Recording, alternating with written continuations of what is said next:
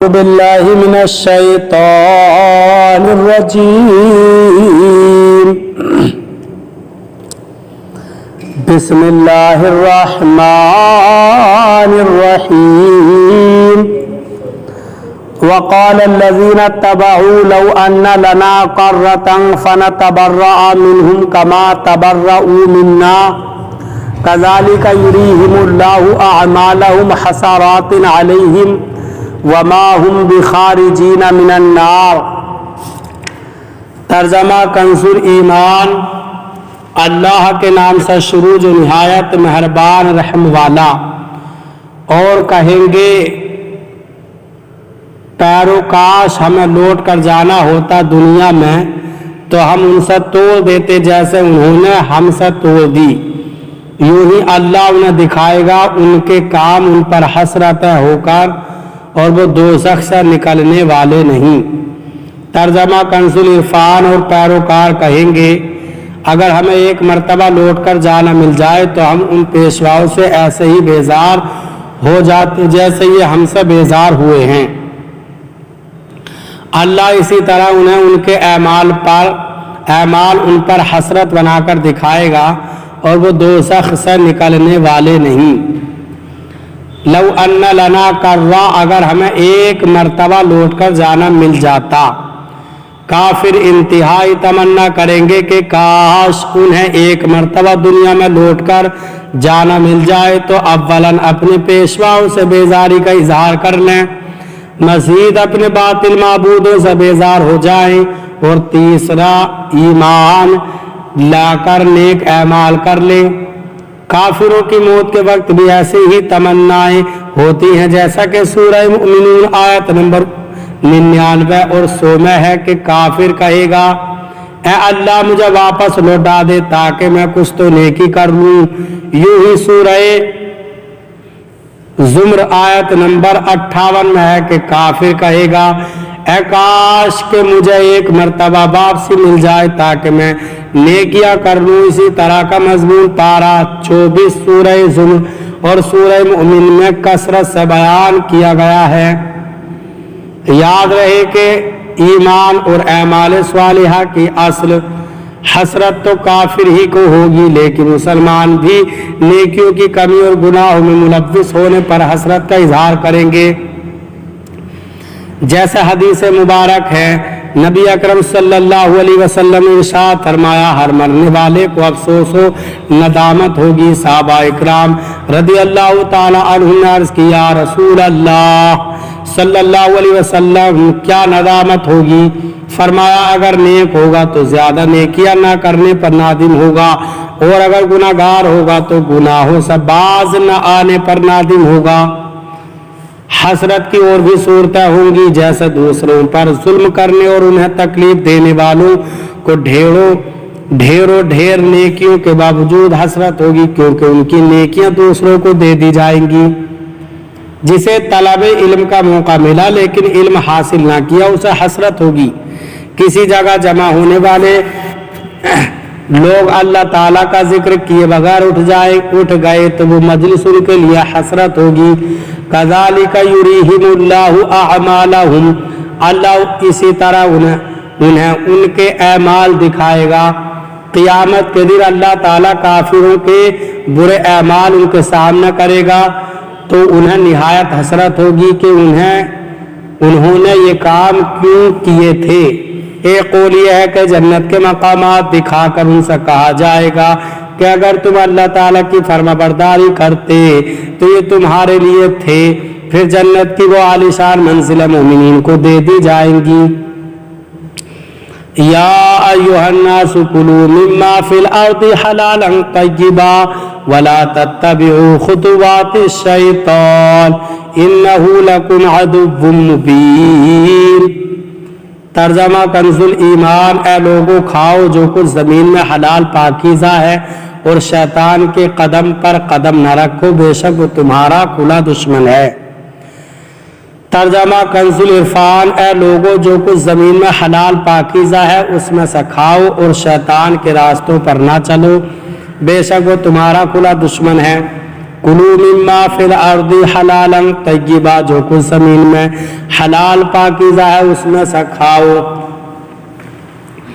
مشرکین نے اپنی طرف سے بہت سے جانوروں کو حرام قرار دیا ہوا تھا، اس کے متعلق یہ آیت کریمہ نازل ہوئی کہ زمین میں پیدا شدہ چیزیں اللہ تعالیٰ نے حلال کی ہیں اور لوگوں کے نفع کے لیے ہی انہیں پیدا کیا ہے، لہذا صرف ان چیزوں سے بچو جنہیں اللہ تعالیٰ نے خود منع فرما دیا، اور جن چیزوں سے اللہ تعالیٰ نے منع نہیں فرمایا وہ سب حلال ہیں۔ اس سے معلوم ہوا کہ اللہ تعالیٰ کی حلال کی ہوئی چیزوں کو حرام قرار دینا اس کی رزاقیت سے بغاوت ہے۔ مسلم شریف کی حدیث ہے کہ اللہ تعالیٰ فرماتا ہے جو مال میں اپنے بندوں کو عطا فرماتا ہوں وہ ان کے لیے حلال ہے، اور اسی حدیث میں ہے کہ میں نے اپنے بندوں کو باطل سے بے تعلق پیدا کیا، پھر ان کے پاس شیاطین آئے اور انہوں نے لوگوں کو دین سے بہکایا، اور جو میں نے ان کے لیے حلال کیا تھا اس کو حرام ٹھہرایا۔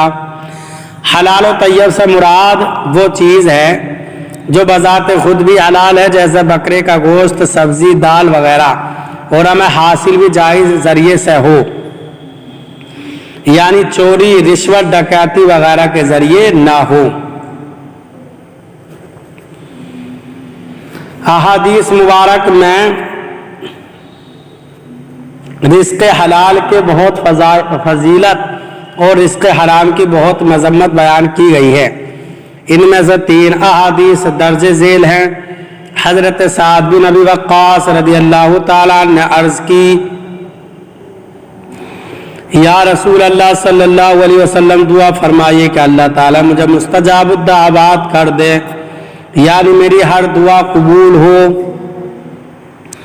حضور پر صلی اللہ علیہ وسلم نے فرمایا، اے سعد رضی اللہ تعالیٰ عنہ اپنی خوراک پاک کر لو، مستجاب الدعوات ہو جاؤ گے۔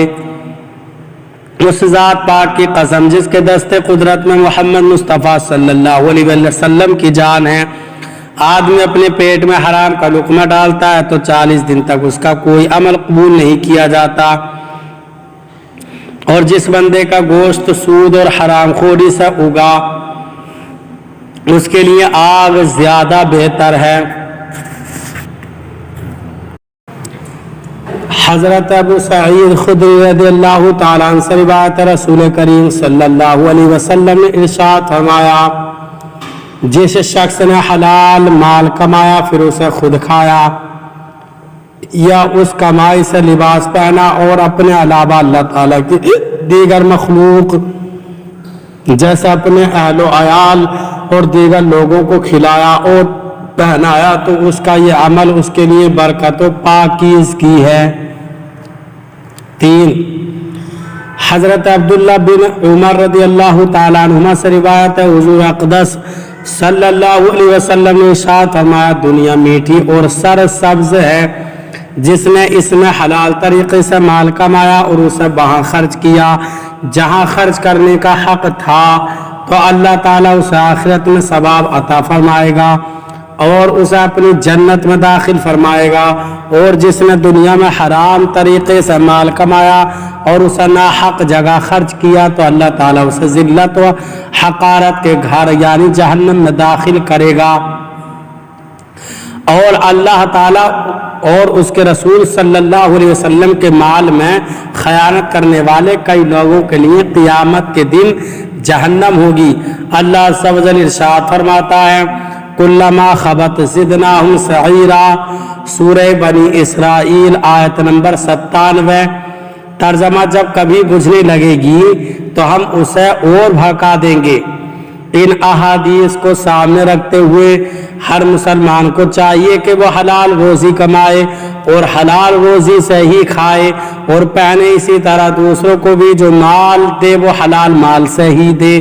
ہمارے بزرگان دین رزق کے حلال ہونے میں کس قدر احتیاط کرتے تھے، اس کی ایک جھلک ملاحظہ کیجئے۔ چنانچہ ایک بار امیر المؤمنین حضرت ابو بکر صدیق رضی اللہ تعالیٰ عنہ کا غلام آپ کی خدمت میں دودھ لایا، آپ رضی اللہ تعالیٰ عنہ سے پی لیا۔ غلام نے عرض کیا میں پہلے جب بھی کوئی چیز پیش کرتا تو آپ رضی اللہ تعالیٰ عنہ اس کے بارے میں دریافت فرماتے تھے، لیکن اس دودھ کے بارے میں کچھ دریافت نہیں فرمایا۔ یہ سن کر آپ رضی اللہ تعالیٰ عنہ نے پوچھا یہ دودھ کیسا ہے؟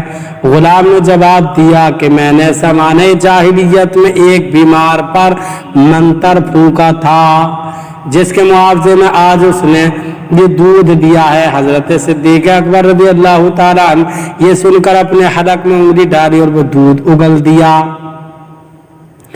اس کے بعد نہایت عاجزی سے دربار الہی میں عرض کیا یا اللہ عز و جل جس پر میں قادر تھا وہ میں نے کر دیا، اس دودھ کا تھوڑا بہت جو حصہ جو رگوں میں رہ گیا وہ معاف فرما دے۔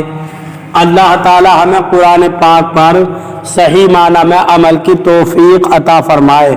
برادران اسلام، آپ تمام ہی حضرات سے گزارش کی جاتی ہے کہ خود بھی قرآن پاک کی تلاوت، ترجمہ اور تفسیر سماعت کیجیے، اپنے عزیز و اقارب اور رشتہ داروں کو بھی شیئر کیجیے تاکہ آپ اس کے ذریعے صدقہ جاریہ کے مستحق ہو جائیں۔